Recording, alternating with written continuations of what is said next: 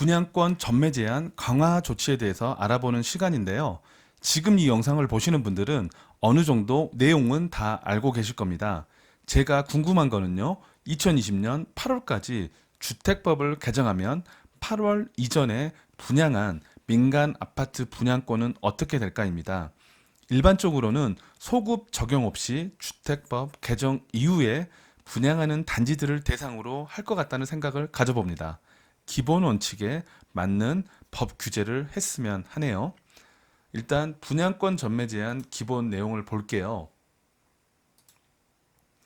예전에 민간 택지에서 보시게 되면 도시 지역 민간 택지는 전매 제한이 계약 당첨자 발표일입니다. 계약일이 아닌 당첨자 발표일로부터 6개월 소유권 이전 등기 시까지 강화된다. 이게 이제 바뀌려고 하는 내용인데, 예전에는 6개월에서 지금은 소유권 이전 등기 시까지 강화된다.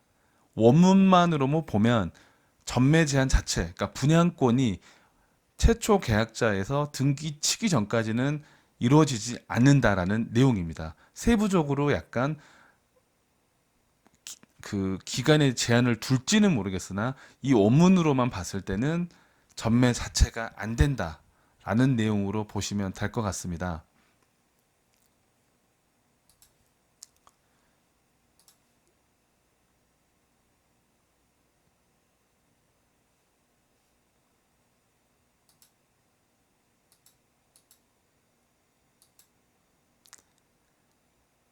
액션. 규제를 하는 이유는요, 실수요자의 당첨 확률을 높인다.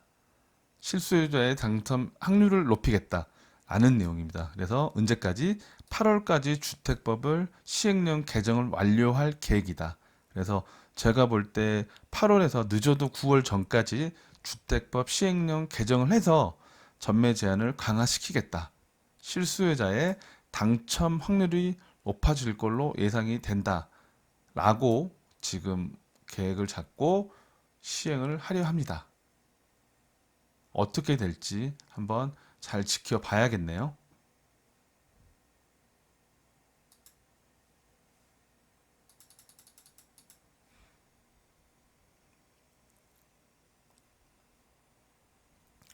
그래서 다시 한번 내용을 종합해 보면, 기본적인 내용은 전매 제한은 6개월을 소유권 이전 등기 시까지로 제한한다. 그래서 시점은 분양권 당첨일로부터 민간 택지는 전매 제한 6개월을 소유권 이전 등기 시까지로 제한한다. 라는 내용으로 이해하시면 될 것 같고요. 그럼 분양권의 향후 전망은 어떻게 될까요? 일단 정답은요, 좋은 입지의 분양권과 안 좋은 곳의 분양권 격차, 양극화가 더더욱 확대될 걸로 보입니다. 그래서 묻지마 청약 같은 거 하지 마시고요. 정말 내가 좋게 생각하고 좋은 입지에 신규 분양하는 현장을 보시면 될 것 같습니다.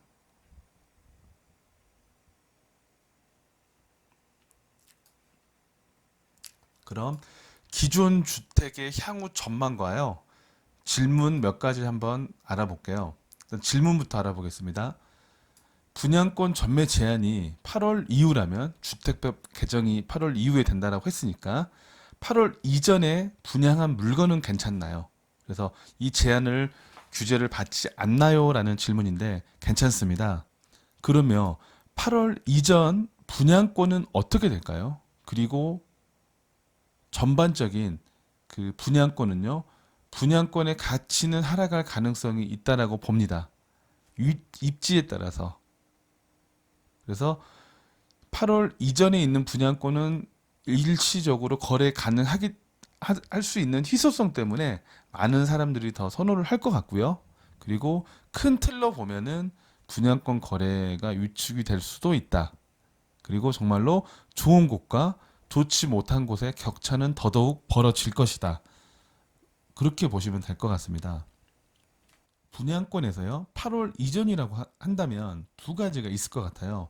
미리 분양을 해서 현재 분양권 전매가 가능한 그런 아파트 단지의 분양권과 민간 택지에서 이제 분양을 준비하고 있는 아파트 단지입니다.